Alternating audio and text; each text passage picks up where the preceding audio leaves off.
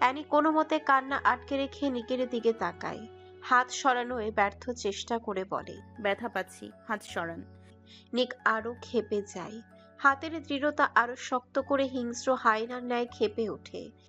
কান্না করলে থাপড়িয়ে কানের তালা ঝুলিয়ে দেব। সত্যি করে বল, কাকে ছুতে দিয়েছিস? কেউ স্পর্শ করেনি। নিক চোয়াল শক্ত করে ফেলে। মিথ্যা বলা শিখেছিস? চোখে চোখ রেখে মিথ্যা বলতে বুক কাঁপলো না? কাল থেকে আমি তোর কাছে আসিনি, সামান্য ছুঁইনি পর্যন্ত। কোমরের এই নখের আঁচড় এসেছে কোথা থেকে? তাজা রক্ত এখনো লেগে আছে।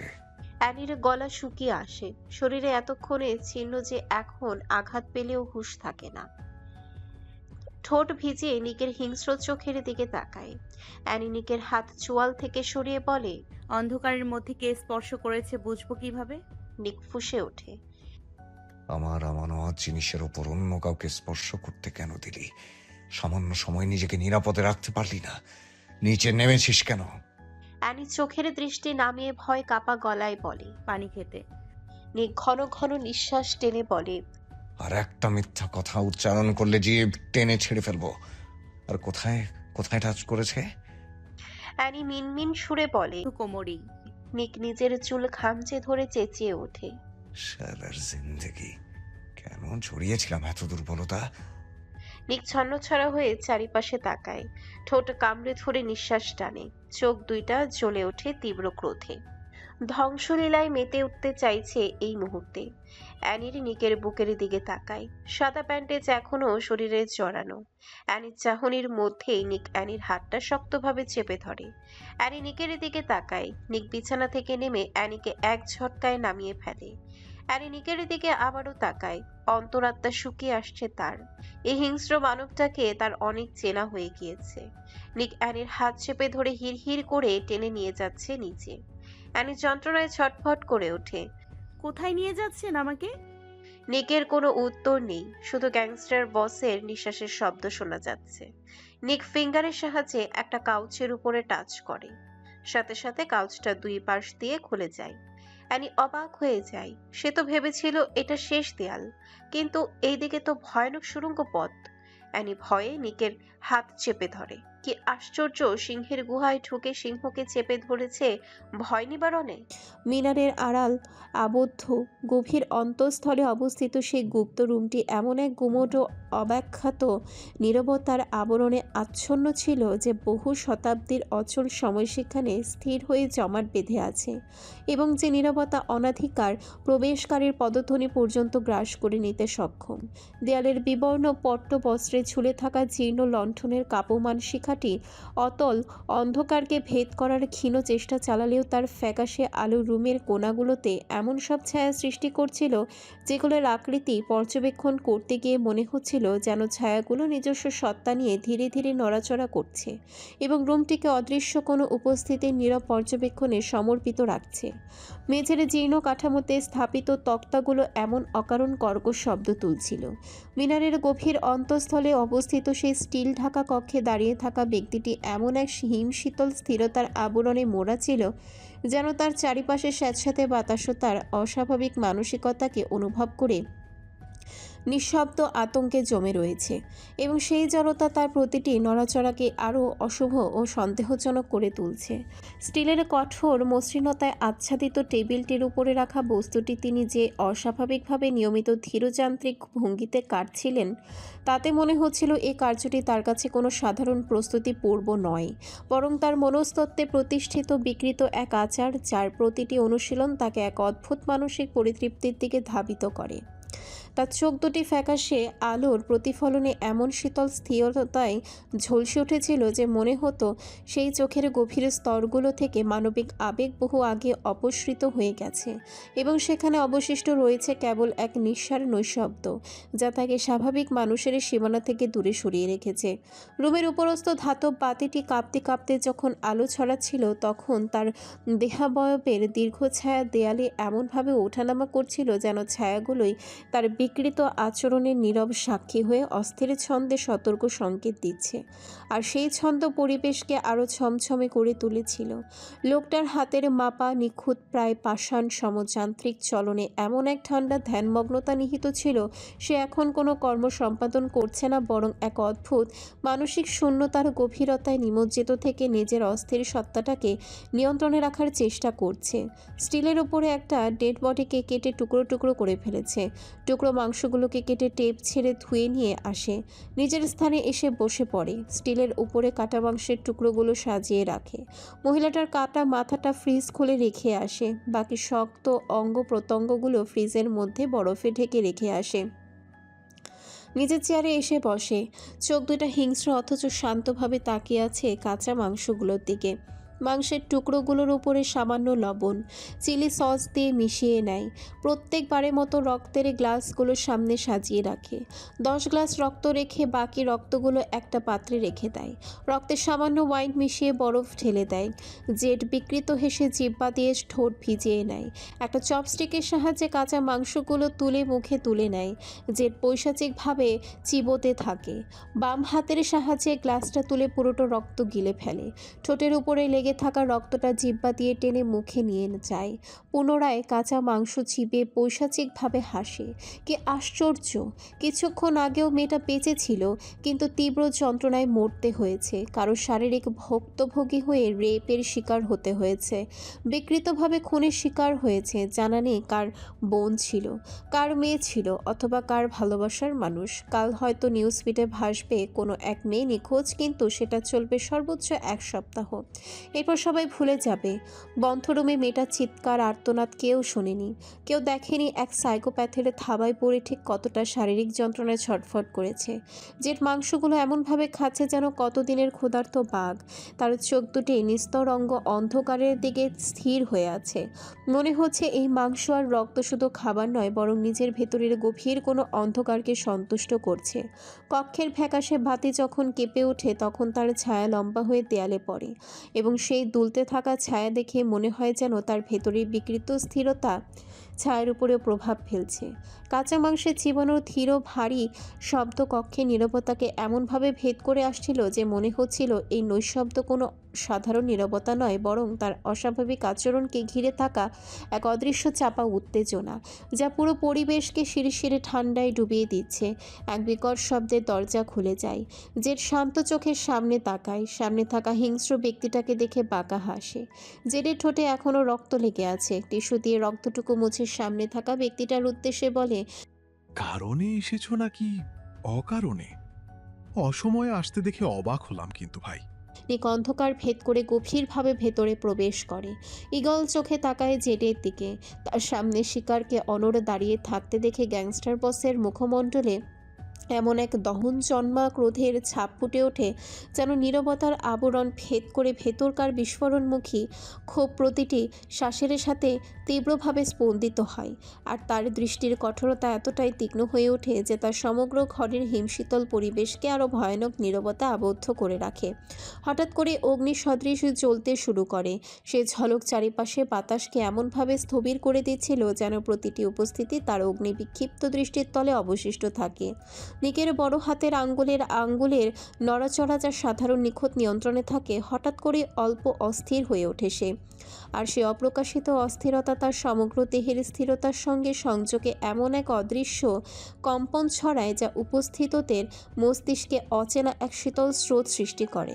যে তাকিয়ে আছে নিকের দিকে, জেডের ঠোঁটে বক্র হাসি। নিক শান্ত গলায় বলে, রুম থেকে বের হয়েছিলি? জেড মাংসগুলোর দিকে তাকিয়ে বলে, নিক বাহিরে না গেলে মেয়ে পেয়েছি কোথায়? দৃষ্টি ঘুরিয়ে স্টিলের উপরে তাকায়। রক্তের গ্লাস আর কাঁচা মাংস দেখে কপাল কুঁচকে ফেলে। রেপ করেছিস? মেয়ে বুঝলি কিভাবে? তুই ছেলেদের মাংস খেয়েছিস কোনোদিনও? না। নিক নিজেকে যথেষ্ট সংযত করে বলে যে, তাহলে না বুঝার কি আছে শুয়োরের বাচ্চা? মেয়ে যেহেতু এড়েছিস, রেপ তো অবশ্যই করেছিস। বিকৃতভাবে হেসে বলে, রেপ কিনা জানি না, তবে আমার মানসিক শান্তি। শালীদের কত বলি জোরে জোরে চিৎকার কর, ফলে আমার পৈশাচিক আনন্দ লাভ করে। কিন্তু শালীরা চিৎকার করে এমনভাবে যেন গলা থেকে আওয়াজই বের হয় না। Fucking drama.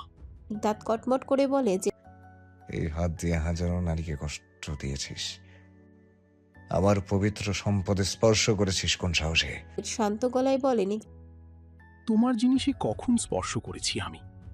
নিষেধ করেছো পর যায়নি সেদিকে। কোনোদিন তোমার বউকে নিজের চোখেও দেখিনি। ছন্নছাড়া রূপে চারিদিকে তাকিয়ে রহস্যময় হেসে বলে, রাইট, তুই স্পর্শ করিসনি, কিন্তু তোর বাম হাতটা স্পর্শ করে গিয়েছে। ভুলবশত এমন একজনকে ছুঁয়েছিস যার জন্য গ্যাংস্টার বস নিচে ওরান পুরো পৃথিবীকে যুদ্ধক্ষেত্র বানিয়ে দিতে পারে, প্রয়োজনে 1000 বার নিজের জীবন উৎসর্গ করে দিতে পারে, কিন্তু এই নারীর দিকে কেউ সামান্য চোখ তুলে তাকালে সহ্য করতে পারে না। তোর সাহস কত বড় হয়েছে জেড! আমার সম্পদের দিকে অশালীন হাত বাড়িয়েছিস। তোর মনে হয়নি জানতে পারলে কি হবে? জেড কপাল কুঁচকে বলে, তোমার বউ ছিল সে? আমি আসার পথে ভুলবশত হয়তো লেগে গিয়েছি। আমি দেখেছি একটা মেয়ে ছিল, কিন্তু অন্ধকারে ঠিক অনুমান করতে পারিনি। আমার জানা মতে তোমার বউকে রুম থেকে বের হতে দাও না। আমি কি করে জানবো সে তোমার বউ ছিল? নিক তীক্ষ্ণ দৃষ্টিতে তাকিয়ে বলে যে ডিটারজেন্ট খেয়ে আমি মাফিয়া বস হয়েছি জেড? তোর গলা না কাটা পর্যন্ত আমার শান্তি মিলছে না। বিগত 15 বছর ধরে আমি তোকে রক্ত দিচ্ছি, যার উছিলায় তুই শ্বাস নিচ্ছিস, কিন্তু তুই এমন এক কাজ করলি কিভাবে? কলিজাকে পেয়ে ওঠেনি একবারও? স্টিলের চেয়ারে বসে বলে, তুমি পৃথিবীর হার্টলেস গ্যাংস্টার হলেও আমার প্রতি তোমার ভালোবাসা অসীম ভাই। আমার সব অঙ্গ প্রত্যঙ্গ তোমার নামেই উৎসর্গ করা। তোমার যা ইচ্ছে তাই করো, তবে জানি প্রাণে মারবে না। প্রতিশ্রুতিবদ্ধ তুমি। নিক আচমকা জেডের গলায় চেপে ধরে বলে, নিজের ব্যক্তিগত নারীর দিকে কেউ তাকালে 1000 বার সেই প্রতিশ্রুতি ভঙ্গ করতে পারে এই নির্জে প্রাণ। প্রয়োজনে ধ্বংসে মেতে উঠবে। আই রিপিট, ধ্বংসে মেতে উঠবে। এরপরও কাউকে সামান্য চোখ তুলে তাকাতে দিবে না। শালা মাদার ফাকার, সেখানে তুই স্পর্শ করেছিস ওকে। এই হাত যদি আর 1 মিনিট অক্ষত থাকে তাহলে তোর মরণ কবুল। নিক জেডকে ধাক্কা মেরে সরিয়ে দেয়, পেছনে ঘুরে বড় বড় পা ফেলে রুম থেকে বেরিয়ে যায়। বদ্ধ রুমে আরও একটা রুমে ঢোকে, যেখানে অ্যানি পায়ের মধ্যে মুখ গুজে বসে আছে। নিকের উপস্থিতি অনুভব করে চোখ খুলে তাকায়। নিকের এই ভয়ানক চেহারা দেখে ঠোঁট কেঁপে ওঠে। নিক অ্যানির চোখের দিকে 1 সেকেন্ড তাকিয়ে হাতটা শক্ত করে চেপে ধরে। অ্যানি ব্যথায় মৃদু কান্না করে ওঠে। নিকের কান অবধি গেল না সে কান্না। অ্যানিকে টেনে হিচড়ে সে অভিশপ্ত রুমে নিয়ে যায়। তাজা রক্তের গন্ধ নাকে আসতে অ্যানির সামনে তাকায়। সামনে একজন বিদেশি সুদর্শন পুরুষকে দেখে অবাক হয়ে যায়। হাঁ করে তাকিয়ে থাকে লোকটার দিকে। নিঃশ্বাসের ঘনত্ব বাড়তে থাকে। লোকটাও তার দিকে তাকাতে যাবে, তার আগেই নিক সামনে চলে আসে। অ্যানি আশ্চর্য হয় নিকের ব্যবহারে। স্টিলের উপরে রাখা লম্বা দা হাতে তুলে গর্জে ওঠে, এক পলকও যদি আমার বউয়ের দিকে তাকিয়েছিস তাহলে শুধু হাত নয়, পুরো শরীর কেটে টুকরোতে পরিণত করব। বউ, এই শব্দটা যেন অ্যানির কানে এক বিকট আওয়াজ করে তোলে। কি শুনল সে? লোকটা তাকে বউ সম্বোধন করেছে? সত্যি করেছে নাকি স্বপ্ন? লোকটা কি আসলে অ্যানিকে নিজের বউ হিসেবে পরিচয় দিয়েছে? অ্যানির চোখে পানি টইটুম্বুর, কিন্তু সে ভালোই লাগার অনুভূতি বেশিক্ষণ স্থায়ী হলো না। নিকের অনাকাঙ্ক্ষিত কথাতে থমকে যায়। এই দা হাতে নাও, আর এক কোপে তার বাম হাত দেহ থেকে আলাদা করে ফেলো। অতিরিক্ত সময় ব্যয় করলে সমস্ত রাগ আর হিংস্রতা তোমার উপর দিয়ে যাবে। কুইক। জেডও যেন অনেক অবাক হলো, তবে কিছু বলে না। অনুভূতিহীনভাবে চেয়ারে বসে পড়ে আর বাম হাতটা স্টিলের ওপরে রাখে, যেন সে নিকের পোষা কুকুর। অ্যানি রীতিমতো ভয়ে কাঁপছে। এত বড় জঘন্য কাজ তাকে করতে বলছে। এই লোক তো জানে অ্যানির রক্তে ফোবিয়া, তার ওপর এইসব কাজ করিয়ে মানসিক আঘাতে রক্তাক্ত করে ফেলে। অ্যানিকে দাঁড়িয়ে থাকতে দেখে নিক ঘর কাঁপিয়ে হুঙ্কার ছাড়ে, কথা কানে যাচ্ছে না আমার? শুনতে পাসনি আমার কথা? যখন নিয়ন্ত্রণের বাইরে চলে যাব তখন সামলাতে পারবি? ট্রাস্ট মি, পুরোটা ঘূর্ণিঝড় যখন তোর উপর দিয়ে যাবে তখন সামান্য চোখের পানি যদি আমি দেখেছি তাহলে খোদার কসম ধ্বংসলীলা চালিয়ে দেব। শান্ত আছি, শান্ত থাকতে দে। 10 সেকেন্ডের ভেতরে ওর বাম হাতটা আলাদা করবে। If you disobey my words, the consequences won't be good. Do your work quickly. Fuck you, baby girl. Annie 2 কদম পিছিয়ে যায়। নিক ভয়ানক দৃষ্টি দিয়ে তাকায় জেডের দিকে। জেডের দৃষ্টি একদম শান্ত, যেন এখানে কিছুই হচ্ছে না। নিক ঠোঁট কামড়ে ধরে একটা ছুরি হাতে নেয়। অ্যানি এখনও শক্তভাবে নিকের হাত চেপে ধরে রয়েছে। নিক অ্যানির দিকে তাকিয়ে বিরক্তি নিয়ে বলে, এমন চিপকি করছো কেন? আমার স্পর্শ ঘৃণা লাগে, অথচ এখন পারছো না ভেতরে ঢুকে যেতে। ভয়ের মধ্যে নিকের এমন খোঁচা মারা কথাটা যেন অ্যানির গায়ে ছ্যাদ করে ওঠে। চোয়াল শক্ত করে নিকের দিকে তাকায়, রাগে কান্না করে ওঠে। এক ঝটকায় হাতটা সরিয়ে ফেলতে যাবে, তার আগেই নিকের কর্কশ কণ্ঠ। খবরদার, যদি হাতটা সরিয়েছো তাহলে ছুরিটা ডিরেক্ট গলায় চেপে ধরবো। অ্যানি ধমকে কেঁপে ওঠে, বিরক্তি নিয়ে পুনরায় তাকায়। নিক স্টিলের উপরে অস্ত্রগুলোর দিকে তাকিয়ে আছে। অ্যানি বিড়বিড় করে বলে, নিক সঠিক সময় খোঁচা দিতে ভালোই পারেন, এমন সামান্য আরিশ ভাইয়ের সামনেও যেতে দেন না।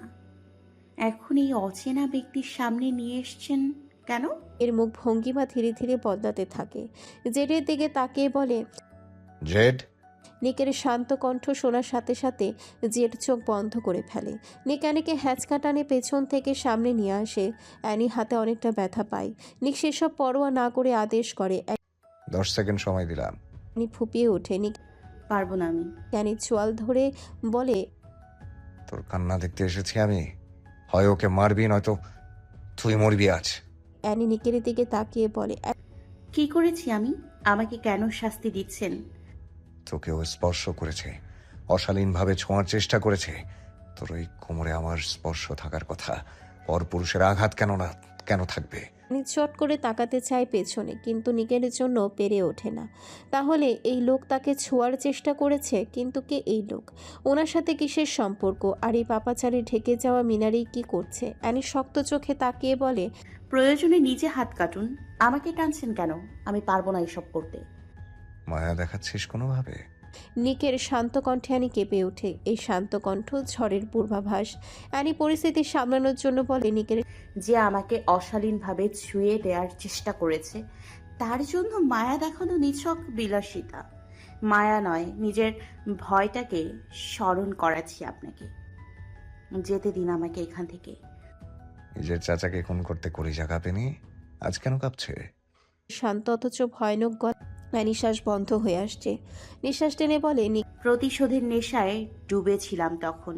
অ্যানির গলাটা শক্ত করে ধরে বলে, এইবারও প্রতিশোধ নিয়েই করবি। আমার জিনিসে অন্যকে স্পর্শ করতে কেন দিলি? একটুর জন্য নিরাপদ রাখতে পারলি না? সামান্য সময়ের জন্য নিজেকে নিরাপদ রাখতে পারলি না? এখন তুমি যাবে, আর না হয় না হয় কি? অ্যানির আতঙ্কিত স্বর। নিক বাঁকা হেসে বলে, তোমার সামনে ওর পুরো শরীর খণ্ড বিখণ্ড করবো। অ্যানি আতঙ্কে শিউরে ওঠে। কান্নাটকে বলে, নিক আপনার অতীত জানার পর একটু মায়া জন্মেছিল। সেই মায়াটা মাটি চাপা দেবেন না। অনেক বড় দেয়াল তৈরি হয়ে যাবে। পৈশাচিকভাবে হেসে বলে, তুমি আমাকে আটকানোর জন্য যতগুলো দেয়াল তুলবে, আমি ততগুলো দরজা তৈরি করব। কারণ নিয়ম ভাঙাটা আমার শখ, আর অসম্ভবকে সম্ভব করাটা আমার স্বভাব। থেমে 10 সেকেন্ড সময় দিলাম। এর ভেতরে যদি তুমি ওর শরীর থেকে আলাদা করতে না পারো, তাহলে গ্যাংস্টার বসকে দেখতে পাবে। অ্যানি ঘন ঘন শ্বাস টেনে অস্থির হয়ে ওঠে। হাত ছাড়া লোকটা বাঁচতে পারবে, কিন্তু খণ্ড বিখণ্ড শরীর অ্যানি দেখতে পারবে না। অ্যানি পেছনে ঘুরে তাকায়, অস্থির পায়ে এগিয়ে যায় লোকটার দিকে। নিকের ঠোঁটে বক্র হাসি। অ্যানি দাটা হাতে নিয়ে 2 ফোঁটা চোখের পানি ফেলে, চোখ বন্ধ করে ফেলে। এরপর এক কোপ বসায় জেডের হাতের উপর। শুধুমাত্র জেডের গলা ফাটানো আর্তনাদ সে শুনেছে, আর শোনার সাহস হয়নি। চোখ বন্ধ করা অবস্থায় দা মেঝেতে ফেলে সামনে ঘুরে তাকায়। মস্তিষ্ক শূন্য হয়ে গিয়েছে তার। পেছনে তাকানোর সাহস নেই এই মুহূর্তে।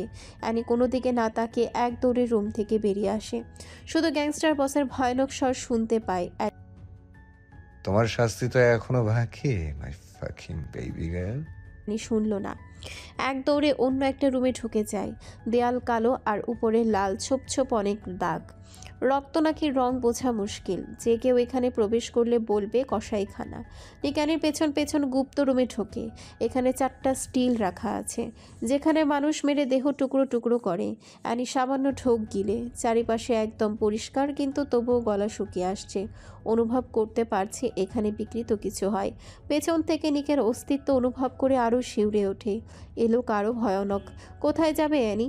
কোথায় গেলে সে ভয় থেকে মুক্তি পাবে? কার আশ্রয় নিবে সে? যদি লোকটা তাকে আবারও বিকৃত দৃশ্য দেখিয়ে মানসিক যন্ত্রণা দেয়, তাহলে এই পাশে মরেই যাবে। আর পারছে না এত পৈশাচিক দৃশ্য সহ্য করতে। নিক শব্দ করে এগিয়ে আসছে। অ্যানি চোখ বন্ধ করে জামা খামচে ধরে শক্তভাবে। কপাল দিয়ে ঘাম ঝরছে। ছোট ছোট সোনালি চুলগুলো সামনে এসে লেপটে গিয়েছে। গোলাপি ঠোরচোরা শুকিয়ে শুষ্ক হয়ে উঠেছে। চোখ মুখ খিচে ধরে রেখেছে সে। ভয় গা ছমছম করে ওঠে। এইভাবে পালিয়ে আসার কারণে কি করবে এখন? এই নরখাদকটা ছুঁয়েছে বলে কি তারও কোমর কেটে ফেলবে? তাকে কি লোকটা আবারও আঘাত করবে? চাবুক দিয়ে কি রক্তাক্ত করে ফেলবে? নাকি বিকৃত খুন দেখিয়ে মানসিক যন্ত্রণা দেবে? কোনটা করবেন উনি? সহ্য করার ক্ষমতা হারিয়ে ফেলেছি। আল্লাহ, হয় মরণ দাও, না হলে সুস্থ জীবন দাও। প্রতি ক্ষণে ক্ষণে লড়াই করে আর বাঁচতে পারছি না, মরে যাচ্ছি আমি। আর কিছু ভাবতে পারল না অ্যানি। ঘাড়ে কারো গরম নিঃশ্বাস অনুভব করতে চোখ খুলে ফেলে। এই স্পর্শ তার খুব পরিচিত। নিক অ্যানির ঘাড় থেকে চুলগুলো সরিয়ে উন্মুক্ত ঘাড়ে নাক ঘেঁষে বিড়বিড় করে বলে, অ্যানি কোমরের চামড়াটা খুলে ফেলি। চামড়া আলাদা করলে কি ব্যথা পাবে? নিচের ঠোঁট কামড়ে ধরে শক্তভাবে। কী ধরনের কথা এটা? শরীরের চামড়া খুলে ফেলার অফার দিয়ে আবার জিজ্ঞাসা করছে ব্যথা পাবে কি না। অ্যানি ঠোঁট ভিজে কিছু বলতে গিয়েও থেমে যায়। কথা বলতে পারছে না সে। অতিরিক্ত ভয়ে কণ্ঠ দিয়ে কোনো স্বর বের হচ্ছে না। কোমরে ঠান্ডা কিছুর স্পর্শ পেয়ে আরও সিটিয়ে যায়। এটা হাতের স্পর্শ নয়, সেটা ভালোভাবে সে অনুভব করতে পারছে। ঠান্ডা ছুরির স্পর্শে শিরশির করে ওঠে সর্বাঙ্গ। নিক এক হাতে ছুরি দিয়ে অ্যানির কোমরে ছুরি ঘোরাচ্ছে, অন্য হাতে অ্যানির চুল শক্তভাবে চেপে ধরে রেখেছে। ওষ্ঠ ছুঁয়ে যাচ্ছে ঘাড়ে আর পিঠে। চুল ছেড়ে দিয়ে জামার চেইন খুলে ফেলে একটানে। অ্যানি ভয়ের মধ্যেই চেঁচিয়ে ওঠে। ফলে ধরে রাখা ছুরিটা গিয়ে আঘাত লাগে উন্মুক্ত কোমরে। অ্যানি ব্যথায় চোখ মুখ খিচে ফেলে। নিক অ্যানির রিয়াকশন চেঁচানোটাকে কানে তোলেনি। নিজের কাজে সে ব্যস্ত, তবে অ্যানির অবস্থা নাজেহাল। ছুরি দিয়ে আঘাতের কারণে কোমর ঝলসে যাচ্ছে। এইদিকে নিকের পাগলাটে স্পর্শ। হাতটা ধীরে ধীরে অবাধ্য হয়ে উঠছে। অ্যানি কপালে ভাঁজ ফেলে। এই লোক এসেছিল তাকে আঘাত করতে, আঘাত না করে এমন লুচ্চামি করছে কেন? অ্যানি চোয়াল শক্ত করে নিকের থেকে ছোটার জন্য ছটফট করে ওঠে। নিজের কাজে বাধা পাওয়াতে গ্যাংস্টার বস রেগে হাতের বাঁধন শক্ত করে ফেলে। অ্যানি ছটফট করে কোনো রকম উচ্চারণ করে। ছাড়ুন আমাকে। প্রগাঢ় ক্ষুব্ধতায় অ্যানিকে নিজের দিকে ঘুরিয়ে ফেলে। নিকের লাল হয়ে যাওয়া হিংস্র চোখ দুইটা দেখে অন্তরাত্মা কেঁপে ওঠে। এই লোক এত ধ্বংসাত্মকভাবে তাকাচ্ছে কেন তার দিকে? এমন একটা নোংরা খারাপ জায়গায় কি করতে চাইছে? নিক অ্যানিকে জোর করে স্টিলের উপরে শুইয়ে দেয়। অ্যানি ভয় কাঁপছে অনবরত। নিক শক্ত হাতে স্টিলের উপরে চারপাশে 4 কর্নারে ঝুলিয়ে রাখা শিকলটা একটানে খুলে ফেলে। অ্যানি স্টিল থেকে উঠে দৌড়ে দিতে যাবে, তার আগেই নিকের থাবার সম্মুখীন হয়।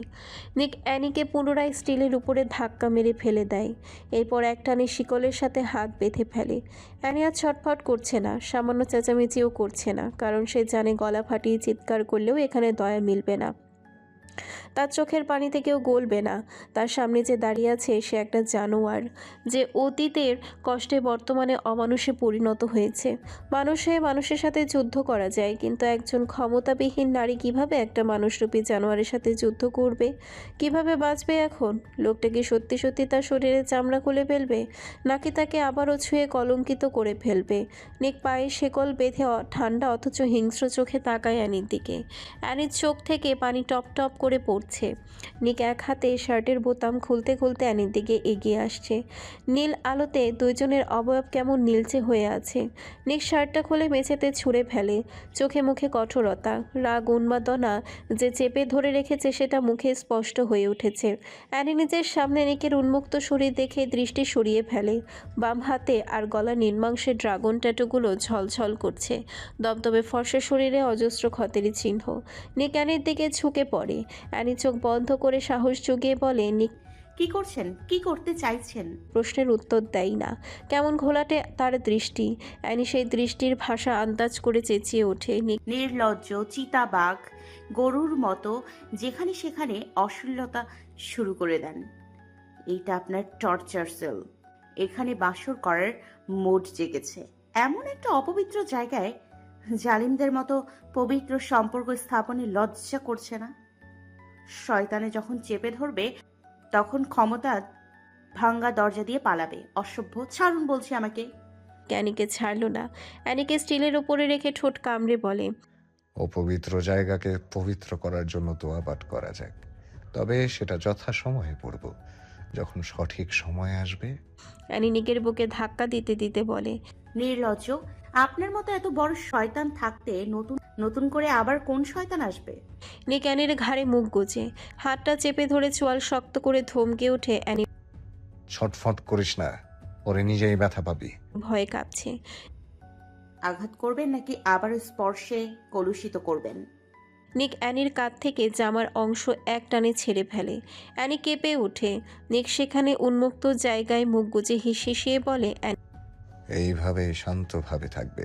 আমি কাছে আসলে শান্তভাবে আলিঙ্গন করবে, না হলে গ্যাংস্টার বসের হিংস্র স্পর্শ সহ্য করতে হবে। শাস্তি তো তুমি পাবেই বেবি গার্ল। যতক্ষণ আমার রাগ আর যন্ত্রণা না মিটবে ততক্ষণ আমার নিচে পিষে যাবে।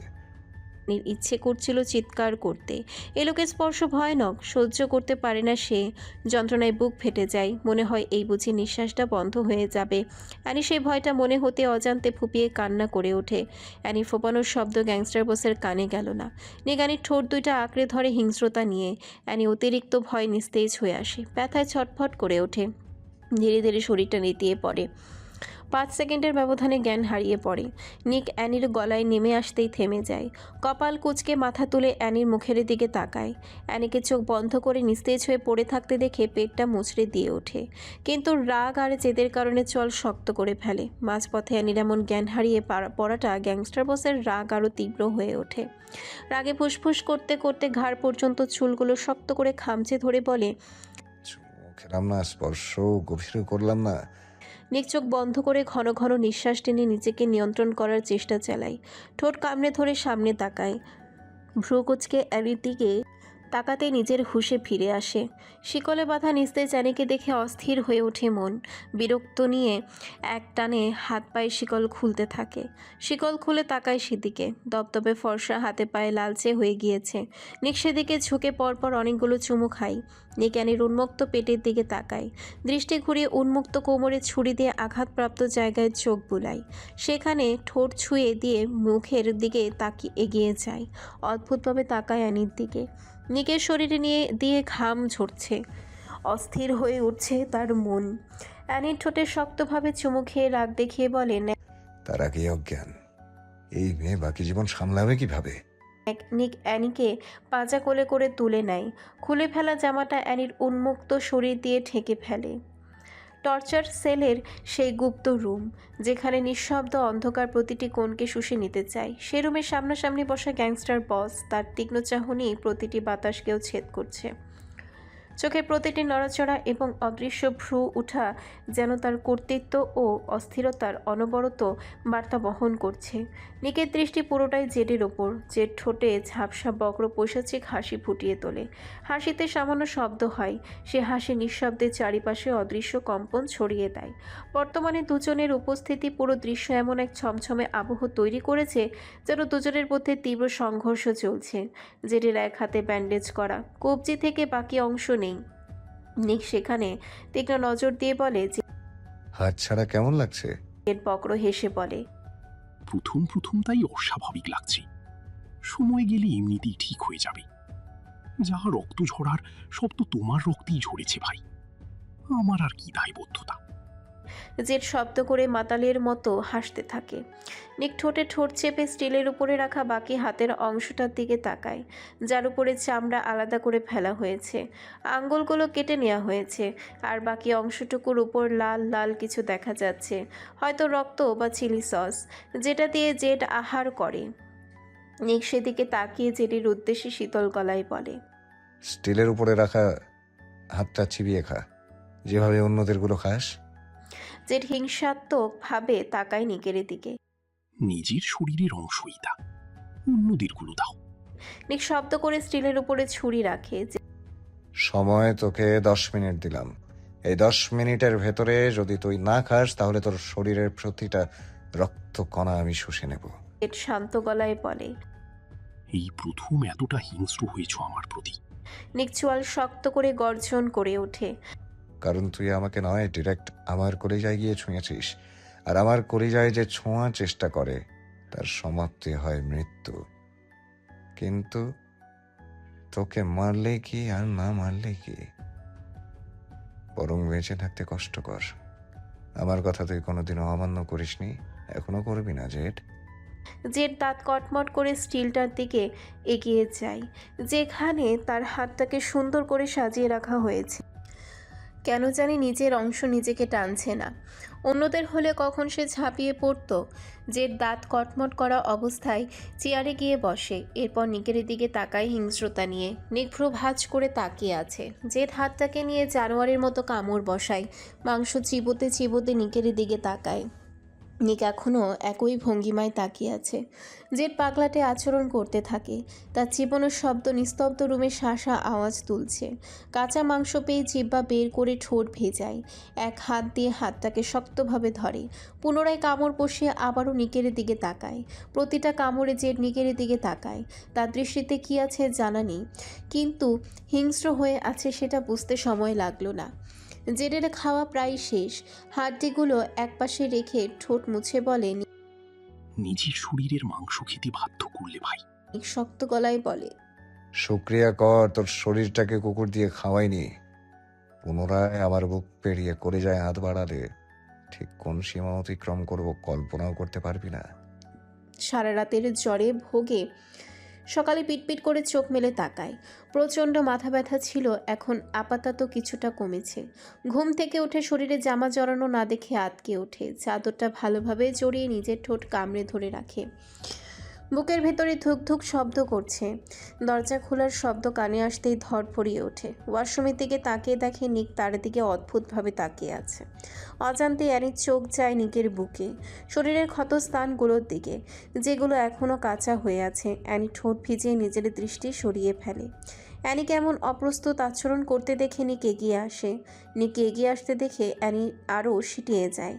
কাল রাতের ঘটনা ধীরে ধীরে আবারও মনে করতে থাকে। গলা শুকিয়ে আসে তৃষ্ণায়, চোখ খিচে ফেলে মুহূর্তের মধ্যেই। নিক যখন একদম অ্যানির কাছাকাছি এসে দাঁড়ায়, অ্যানি চট করে চোখ খুলে ফেলে। নিককে কিছু বলতে না দিয়ে সাহস জুগিয়ে বলে। নিক আমার ড্রেস চেঞ্জ করেছেন কেন? সামান্য ঝুঁকে অ্যানির পুরো মুখে দৃষ্টি রাখে। প্রচণ্ড উত্তেজনায় কম্পিত অ্যানির ঠোঁটের দিকে তাকায়। নিক ঠোঁট কামড়ে হেসে হাসকি স্বরে বলে। So what? অ্যানি নিজেকে ধাতস্থ করে ঠোঁট ভিজিয়ে বলে। আমার কাপড় খুলেছেন কেন? খোলাখুলিতে আমি একটু বেশি এক্সপার্ট। অ্যানি চল শক্ত করে বলে। একটা মেয়ের পারমিশন ছাড়া কাপড় খুলতে লজ্জা করে না? নিক অধরে হাসি ফুটিয়ে বলে। একদম লজ্জা করে না বেবি গার্ল। পুরুষ মানুষ হয়ে যদি শয্যাশায়িনীর কাপড়ই খুলতে না পারি তাহলে আবার কেমন পুরুষ মানুষ হলাম বুঝলে ব্লাড রোজ? তোমাকে বিয়ে করার পর যতবার তোমার কাপড় খুলেছি ততবার নিজের কাপড়ও খুলেছি কিনা সন্দেহ। অ্যানি লজ্জায় মাথা নিচু করে ফেলে। এইটা মুখ নাকি অ্যাটম বোমা? মিনিমাম লজ্জা বলতে নেই, যখন তখন অশালীন কথাবার্তা বলা শুরু করে দেয়। অ্যানির আগে গিজগিজ করতে করতে বলে। নিক গজব পড়ুক আপনার এই নির্লজ্জ জবানের ওপর। অ্যানির গাল সামান্য চেপে ধরে বলে। তার অর্ধেক ভাগিদারও তুমিই হবে। অ্যানি তাচ্ছিল্য হেসে বলে। নিক আপনার গজবের ভাগিদার হব ভাবলেন কিভাবে? কালতো হেসে বলে। নিক আমার সমস্ত পাপ, অভিশাপ, পতন, উত্থান, সুখ, বিলাসিতা, কান্না, হাহাকার সমস্ত কিছুর অর্ধেক ভাগিদার তুমিও ব্লাড রোজ। তুমিও চাইলে আর না চাইলেও। অ্যানির গাল ছেড়ে দেয়। বিছানা থেকে উঠে সামনে এগিয়ে যায়। অ্যানি চোখের পানি সংযত করে ভাঙা গলায় বলে। নিক আপনি আমাকে রক্ষিতা হিসেবে ঘরে না তুলে নিজের স্ত্রী হিসেবে কেন ঘরে তুললেন না? নিক, কেন একটু ভালোবাসার চাদরে আমাকে মোড়ালেন না? এই যে এত কেয়ার, আসক্তি, তীব্রতা, এত কিছু দেখান, সবই আপনার নির্মম আর হিংস্র ব্যবহারের নিচে কুরবান হয়ে যায়। এতটা ঘৃণা জমতে কেন দিলেন? থেমে যায়। অ্যানির মুখে নিজের নাম শুনে গ্যাংস্টার বসের হৃদয় অস্থির হয়ে ওঠে। অ্যানির ঠোঁট থেকে নিজের নামটি উচ্চারিত হতেই নিকের অন্তর এক অদৃশ্য বিস্ফোরণ ঘটে। নিকের দৃষ্টি স্থির থাকার চেষ্টা করলেও চোখের কোণ থেকে ভেতরে জ্বলছে এমন এক উত্তেজনা যা শরীরের প্রতিটি শিরা উপশিরা দিয়ে কম্পিত হচ্ছে। নিঃশব্দ বাতাসও তার ফুসফুসে চাপ সৃষ্টি করছে, আর সে খুঁজছে কোনো শব্দ যা তার ভেতরের দ্বন্দ্বকে সামলাতে পারে। তবু প্রতিটি মুহূর্তে নামটি পুনরুচ্চারণের অনুরণন তার হৃদয়কে অচেনা উদ্বেগে আবদ্ধ করে রাখছে। নিক স্তব্ধ হয়ে দাঁড়িয়ে আছে। হঠাৎ করে স্থির মনে হলেও তার মন যেন অচেনা অস্থিরতায় লহরে ভেসে চলেছে। নিক ঠোঁট কামড়ে ধরে অ্যানির দিকে তাকায়, ঘন ঘন নিঃশ্বাস টেনে বলে, অ্যানি কি বললে তুমি? নামটা আবার উচ্চারণ করো। অপ্রস্তুত হয়ে পড়ে নিকের কথায়। ভেজা পাপড়িগুলো ঝাপটে অন্যদিকে তাকায়। নিক গম্ভীর নিঃশ্বাস ফেলে ছন্নছাড়া হয়ে ওঠে। বউ করে ঘরে তুললে তুমি ঘৃণা করতে না? হয়তো না। পারতে আমার মতো একজন নরপশুর সাথে স্বাভাবিক জীবন কাটাতে, যেখানে প্রতিনিয়ত রক্ত আর অন্ধকার জগতের খেলা হয়? অ্যানি চোখের পানি মুছে বলে, প্রশ্নটা অনেক কঠিন গ্যাংস্টার বস। উত্তরটা জানতে হলে আপনার সমাগামী হতে হবে। যে ঝড় সবকিছু বিশৃঙ্খলা করে দিল, সে বাতাসকে আমি কিভাবে দোষ দিই? জানালাটা তো আমি খুলেছিলাম। সেদিন আরেকটু সতর্ক থাকা উচিত ছিল। নিক চাপা হাসলো। অ্যানি এবার নিকের দিকে তাকায়, দৃষ্টিতে দৃষ্টি রেখে বলে, আমাকে বউ হিসেবে মানেন? নিকের মুখ তুলনার থেকেও বেশি গম্ভীর হয়ে ওঠে। সব ধরনের ট্রিট করছি, মানা না মানা দিয়ে কি করবে? জানতে চাই। কি? প্রশ্নটা বোঝেননি? না। বউ হিসেবে মানেন আমাকে? নিক কপাল কুচলে অ্যানির অস্থির মুখটার দিকে তাকায়, গলায় গম্ভীরতা টেনে বলে, বউ মানলে ঘৃণা করা কমিয়ে দেবে? অ্যানির চোখ নামিয়ে নেয় আচমকা, ছোট্ট করে উত্তর দেয়। নিক না। রাগে দাঁত কটমট করে বলে, তাহলে উত্তরও পাবে না। কিন্তু আপনি আমাকে বউ হিসেবে মেনেছেন। ওই লোকটার সামনে আমাকে বউয়ের স্বীকৃতি দিয়েছেন। নিক বিরক্তি নিয়ে তাকায় অ্যানির দিকে। কবুল কি আমি তোমার বান্ধবীর সাথে বলেছিলাম, ইডিয়েট? নিকের এমন হুট করে ধমকে অ্যানি থতমত খেয়ে যায়। নিজেকে স্বাভাবিক করে বলে, তাহলে মানছেন? বাস্তবতা বদলাতে পারবো। আপনি বদলাতে না পারলেও আমি পারবো। আমি আপনাকে স্বামী হিসেবে মানি না। শক্ত করে ঠোঁট কামড়ে ধরে, এতটাই শক্ত ছিল যে ঠোঁট কেটে লাল রক্ত বের হয়ে যায়। নিক আঙ্গুল দিয়ে রক্তটা মুছে বলে, কারোর মানা না মানার ধার আমি ধারি না। তোমার মানা না মানা দিয়ে আমি কি করব? রাতে আমার বউ পেলেই চলবে। অ্যানি ছটফটিয়ে ওঠে। নিক আবারও নিজের বউ হিসেবে স্বীকার করছেন। দ্বিতীয়বারের মতো বউ উচ্চারণ করেছেন আপনি। কপাল কুচকে বলে। তাতে এত খুশি হচ্ছ কেন? অ্যানি থমথমে মুখে বলে, আমি তো বউ তো আপনি আমাকেই বলেছেন, তাই না? যাকে স্বামী মানো না তার জবান থেকে বউ শুনে এত খুশি হচ্ছ কেন? Are you completely lost in happiness inside my dear? Annie আমতামতা করে বলে, খুশি হতে কবে দেখলেন? এতদিন জানোয়ার নরপশু পিশাচ সব বলতে, সেটা মেনে নিতাম। এখন কি অন্ধ সাজাতে যাচ্ছ নাকি? অ্যানি বিরক্তিতে তাকায় নিকের দিকে। নিক সকাল সকাল এত ঝগড়া করছেন কেন আমার সাথে? একদম অ্যানির কাছে এসে বলে, তাহলে চলো 3-4 ঘন্টার জন্য ক্রিকেট ম্যাচ খেলে আসি। রাতে অজ্ঞান হয়ে যাওয়ার শাস্তিটাও একসাথে দেয়া যাবে। আরও এক কদম সামনে এগিয়ে আসবে তার আগে অ্যানি বিছানা থেকে থেমে যায়। চাদরটা শরীরের সাথে ভালোভাবে মিশিয়ে নেয়। নিক স্থির চোখে অ্যানির দিকে তাকায়। অ্যানি শুকনো ঠোঁট ভিজিয়ে বলে, কাছে আসলে খুন করে ফেলবো। বরবাদ হয়ে যাবেন কিন্তু। নিক কুটিল হেসে অ্যানির গলায় নজর দেয়। নিকের এমন দৃষ্টি অনুসরণ করে নিজের দিকে তাকায়। গলা থেকে খানিকটা চাদর নিচে নেমে যায়। অ্যানি চট করে চাদরটা উপরে তুলে শরীরের সাথে মিশিয়ে নেয়। নিক চোখ গরম করে তাকায় অ্যানির দিকে। চল শক্ত করে সামনে এগিয়ে আসবে তার আগে অ্যানি বাধা দেয়। সামনে রাখা ফল কাটার ছুরি দিয়ে নিকের দিকে ছুঁড়ে ফেলে দেয়। এরপর সামান্য চেঁচিয়ে বলে, খবরদার যদি কাছে এসছেন, খুব খারাপ হয়ে যাবে কিন্তু। ছুরিটা একটুর জন্য নিকের গলায় লাগেনি, পাশের মেঝেতে গিয়ে ছিটকে পড়ে। নিকে একটুও সরেনি জায়গা থেকে। অ্যানি তো ভেবেছিল হয়তো সরে যাবে, তাই সাহস নিয়ে এমনটা করেছে। যদি গলায় সত্যি লেগে যেত। নিক ক্রুদ্ধ চোখে মেঝেতে পড়ে থাকা ছুরিটার দিকে তাকায়। কপাল ঘেঁষে রাগটাকে নিয়ন্ত্রণ করে ঠোঁট কামড়ে হাসে। বাঁকা হেসে অ্যানির দিকে এগিয়ে আসে। অ্যানি ভয়ে 2 কদম পেছোতে যাবে তার আগে নিকের শক্ত হাতের পাথনের সম্মুখীন হয়। টাল সামলাতে না পেরে অ্যানি নিকের শক্ত বুকের সাথে ধাক্কা খায়। চাদর খানিকটা আলগা হয়ে আসে। অ্যানি আতঙ্কে জমে গিয়ে চাদরখানা আরও শক্তভাবে চেপে ধরে। নিক কুটিল হেসে অ্যানির উন্মুক্ত ঘাড়ে ইচ্ছে করে স্লাইড করতে করতে অ্যানির কানে কানে কিছু একটা বলে। অ্যানির পুরো শরীর শিরশির করে ওঠে। এই লোককে কি ধাতু দিয়ে বানানো হয়েছে?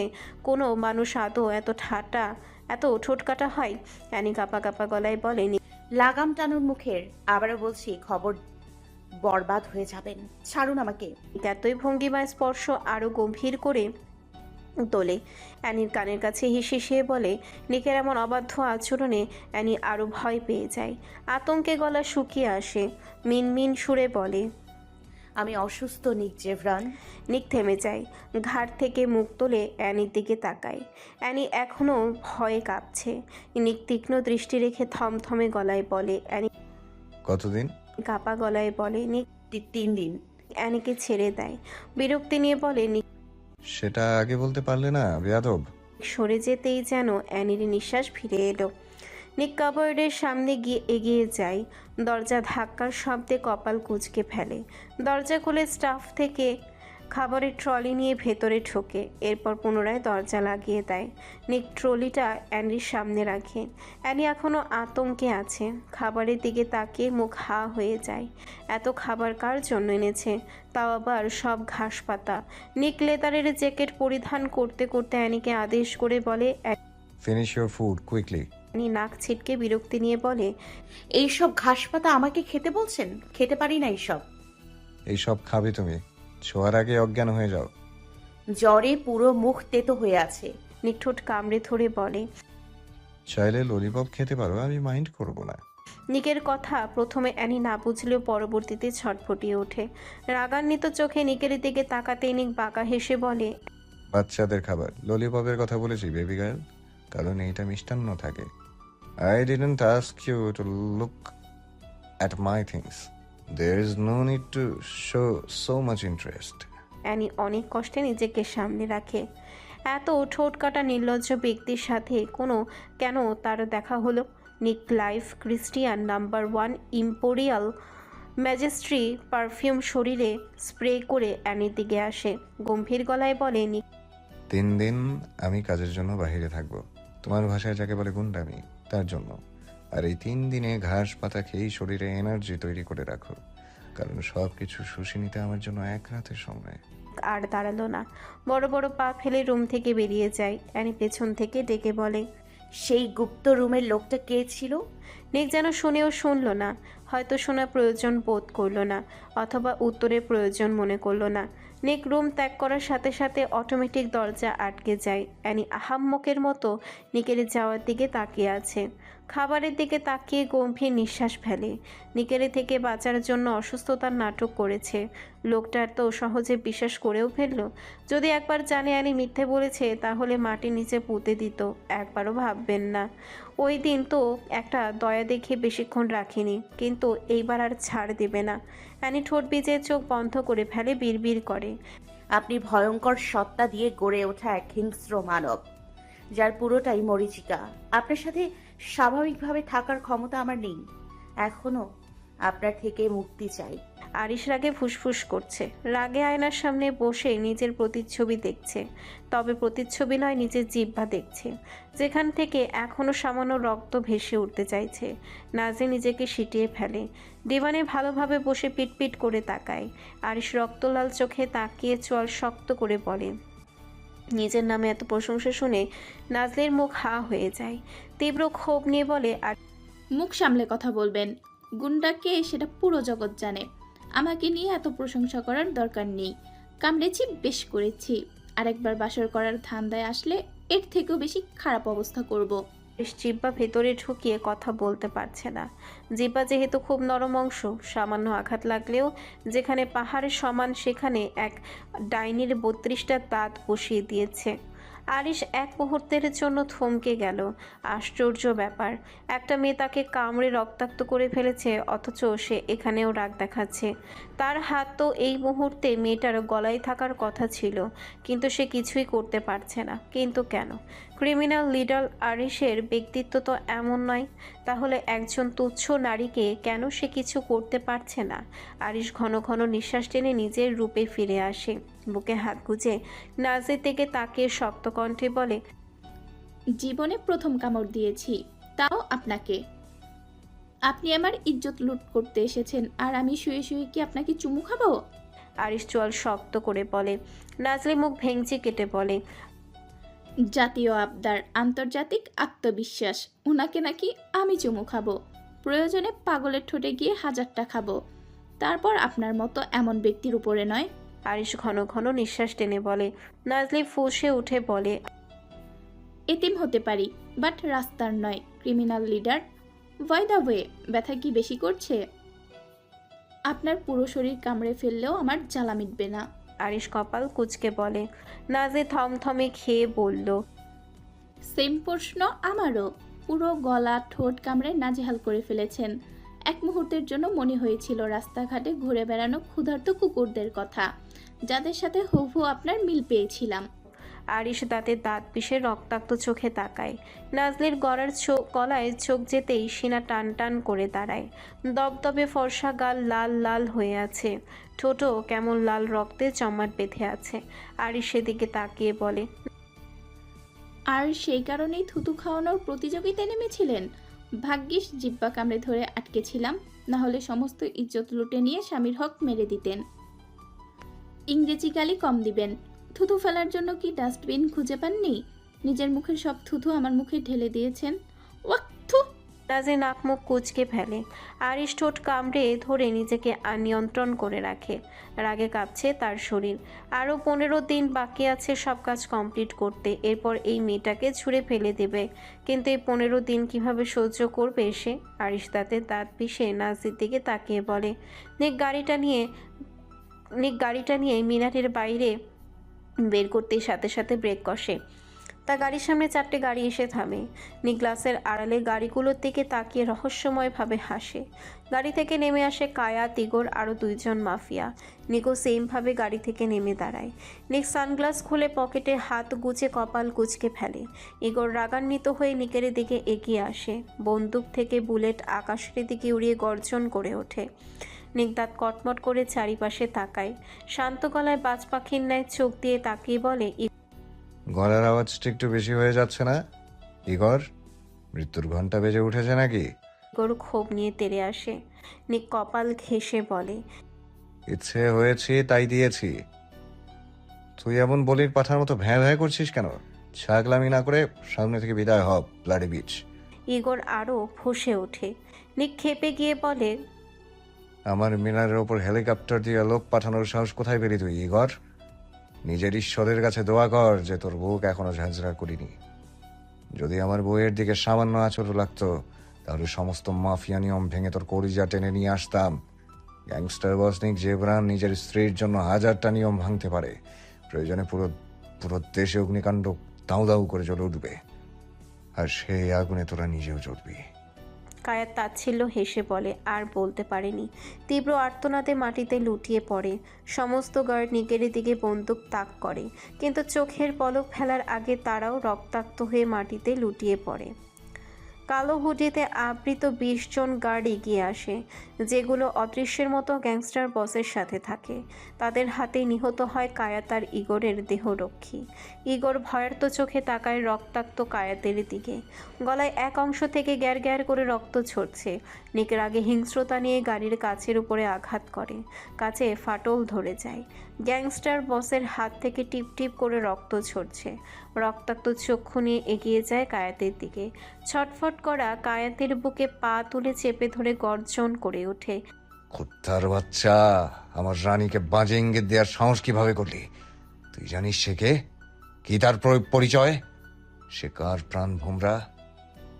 ও আনাস্তাসিয়া এনি, ইরানের রাজকন্যা আর আমার রাজ্যের রানী। গ্যাংস্টার বস নিক জেব্রানের বেঁচে থাকার অবলম্বন। যে গ্যাংস্টার বস নিক জেব্রানের হুঙ্কারে পুরো রাজ্য থমকে যায়, সেই গ্যাংস্টার এই রমণীর চোখের পানিতে থমকে যায়। নিক রাগে নিজের খেই হারিয়ে ফেলে।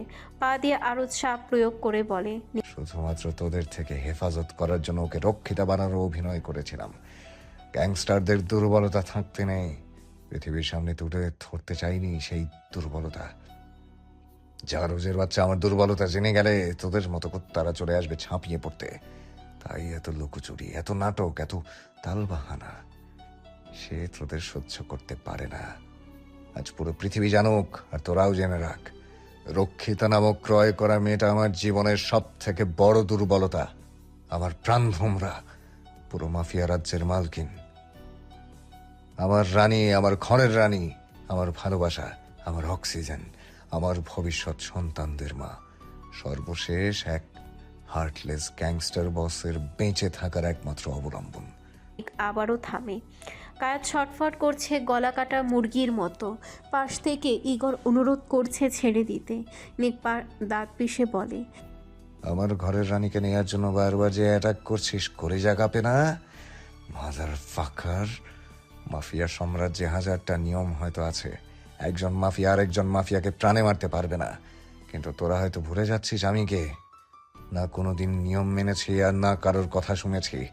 হাজারটা নিয়ম আমি নিজ হাতে তৈরি করি।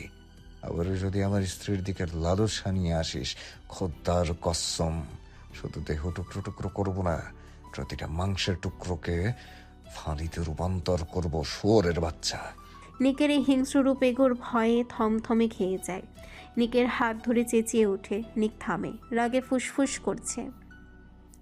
ইগর দ্রুত কায়েতের কাছে যায়, নিকের দুইজন গার্ডকে ইশারা করে গাড়িতে তোলার জন্য সাহায্য করতে।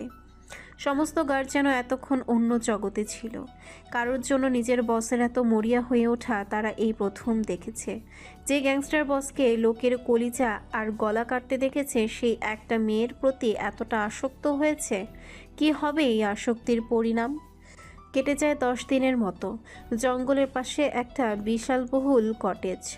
সেই দূর অরণ্যের নিস্তব্ধতায় দাঁড়িয়ে থাকা এই কটেজটি যেন কোনো গোপন ষড়যন্ত্রের আবরণে আবৃত। ভেজা কাঠের দেয়ালে ঝুলে থাকা ছায়াগুলো নিস্পন্দন বাতাসে অস্বাভাবিক কাঁপন তোলে, অদৃশ্য কোনো সতর্ক বার্তা রেখে যাওয়ার জন্য।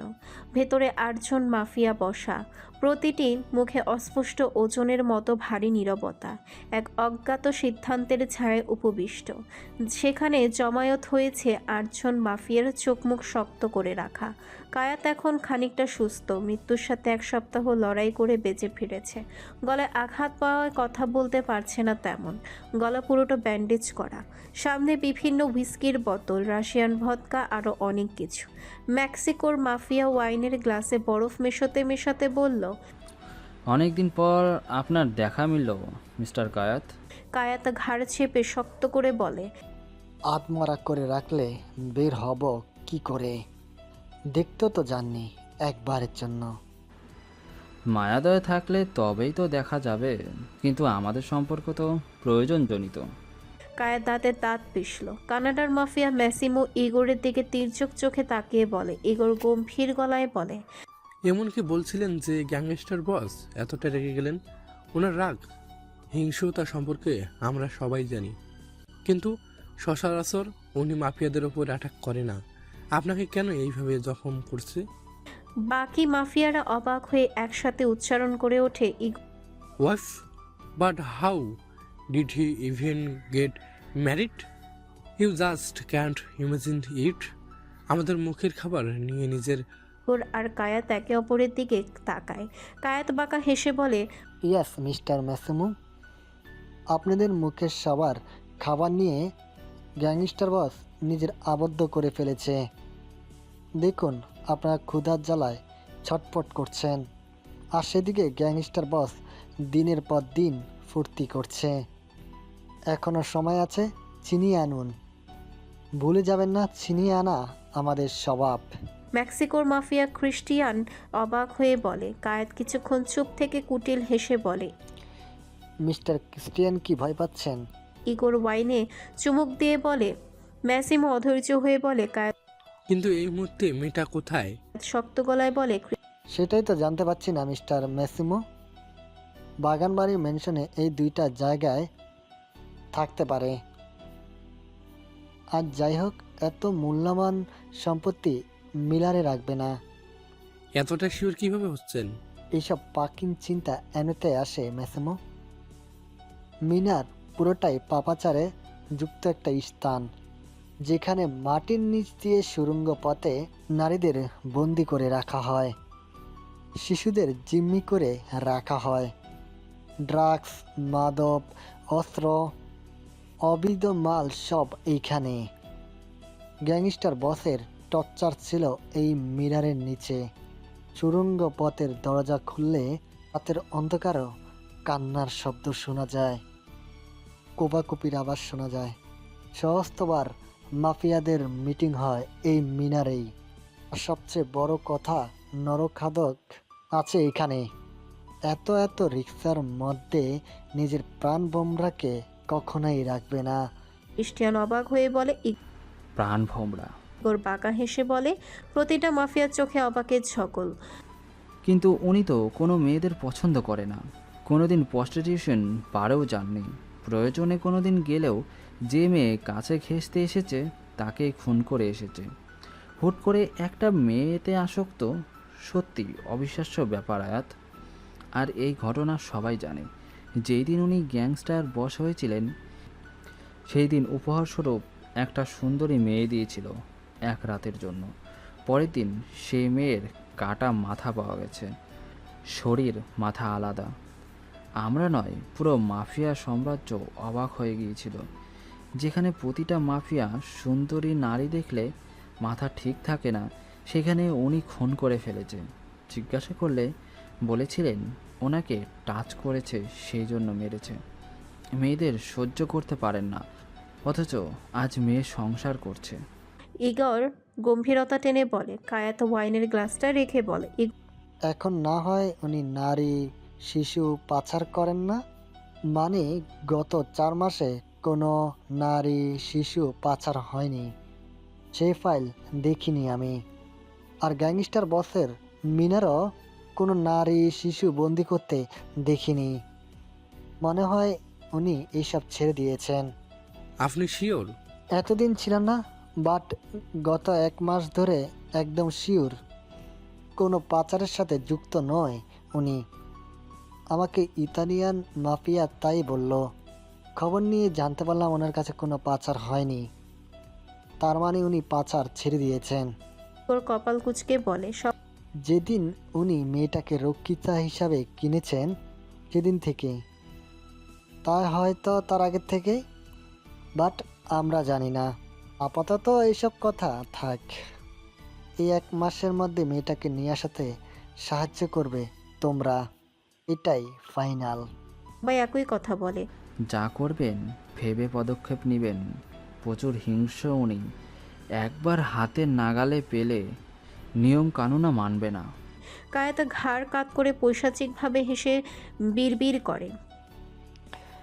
পদক্ষেপ তো অবশ্যই নেব বোকা, বোকার দল। ওকে জাস্ট হাতিয়ার বানালাম, এই সুযোগে আমি আমার প্রতিশোধ নিয়ে নিব। এই মেয়েটাকে ছিনিয়ে আনবো, সাথে গ্যাংস্টার বসের কলিজা। রাতের অবিচ্ছেদ্য অন্ধকার যখন শহরের প্রতিটি কোণাকে নিস্তব্ধতার কঠোর শাসনে আবদ্ধ করে ফেলেছিল, ঠিক সেই মুহূর্তে নির্জন প্রান্তে স্থির হয়ে থাকা বুলেট প্রুফ গাড়িটি যেন কোনো অব্যক্ত শক্তির অবেধ্য দুর্গরূপে প্রতিভাত হচ্ছিল। চারিদিকে শুনশান নীরবতা, যার কোনো প্রতিধ্বনি নেই, কোনো ব্যত্যয় নেই। এই নিস্তব্ধতায় বাগান বাড়ির সামনে বুলেট প্রুফ গাড়িটি যেন অশান্ত হয়ে দাঁড়িয়ে আছে। নীরবতা গাড়িটিকে এমনভাবে পরিবেষ্টন করেছিল যেন অদৃশ্য কোনো নিয়তির অরুচিকর প্রহারীরা তাকে পাহারা দিচ্ছে। গাড়ির অভ্যন্তরে বসা 2 জন যুবক, গ্যাংস্টার বস আর ক্রিমিনাল লিডার। নিক সিটের নরম সিটে কঠোর গম্ভীর যে পেছনে হেলান দিয়ে বসে আছে, নিজের চারিপাশে অন্ধকারকেও তার অব্যক্ত কর্তৃত্বে সংহত করে রেখেছে। কানে হেডফোন গুজে রাখা, কানে গেঁথে থাকা হেডফোনের তীক্ষ্ণ নিবিড়তা তার নিস্তব্ধতার মধ্যে এক ধরনের একান্ত বিচ্ছিন্নতা সৃষ্টি করে। আর চোখ বন্ধ থাকা অবস্থায়ও তার মুখাবয়ব এমন এক অনুচ্চারিত সতর্কতা আবৃত থাকে যা মুহূর্তের সম্ভাব্য বিপর্যয়কেও পূর্বানুমান করতে সক্ষম বলে প্রতীয়মান হয়। গাড়ির একপাশে বরফের টুকরো রাখা। আরিশ এইমাত্র এসেছে। নিকের খোঁজে ম্যানশনে গিয়ে সেখানে পায়নি। অবশেষে না পেয়ে মিনারে গিয়েছে। সুড়ঙ্গ পথ ধরে টর্চার সেল পর্যন্ত খুঁজে এসেছে, কিন্তু কোথাও কোনো অস্তিত্ব পাওয়া যায়নি। 4 দিন ধরে নিখোঁজ ছিল, কোথায় ছিল কারোর জানা নেই। গার্ডদের জিজ্ঞাসা করলে বলেছে কেউ জানে না, এমনকি এই 10 দিনের ভেতরে মিনারে পর্যন্ত যায়নি। অবশেষে এখানে পেয়ে আরিশ স্বস্তির নিঃশ্বাস ফেলে। গাড়ির বাহিরে থেকেও 20 মিনিট অপেক্ষা করেছে। এতদিন পর দেখা হওয়ার পর ও হার্টলেসের বাচ্চা দরজা খোলেনি। আরিশ একজন ধৈর্যশীল বন্ধুর দায়িত্ব পালন করে 20 মিনিট অপেক্ষা করে। 20 মিনিট পর নিক দরজা খুলে দিলে শান্ত ভঙ্গিতে গাড়ির ভেতরে ঢুকে অধৈর্য হয়ে কিছু বলতে যাবে তার আগেই থেমে যায়।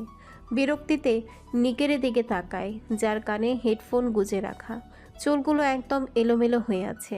সামনে বরফের টুকরো দেখে আরও বিরক্ত হয়ে যায়। নীরবতা ভেঙে আরিশ বিরক্তি নিয়ে বলে, নিক চোখ বন্ধ করে রাখা অবস্থায় গম্ভীর গলায় বলে। Cross fire. আরিশ নাক মুখ কুঁচকে সামনের দিকে তাকায়। আচমকা চোখ যায় একটা সিরিঞ্জের ওপর। সিরিঞ্জটা অধৈর্য হয়ে হাতে নেয়, দাঁত পিষে বলে। নিক কানের হেডফোন খুলে শীতল গলায় বলে, প্রয়োজন এটা অনেক, না হলে ভেতরে অগ্নিকাণ্ডে ছারখার হয়ে যায়। নিক হেলান দিয়ে বলে। আরিশ থেকেও আমি কাছে নেই আরিশ। গম্ভীর শ্বাস ফেলে বলে। নিক ছন্নছাড়া ভাবে উত্তর দেয়, একা আছে বলেই অক্ষত আছে, একদম শান্তিতে আছে। আমার ছায়া ওর জন্য মঙ্গলজনক নয়।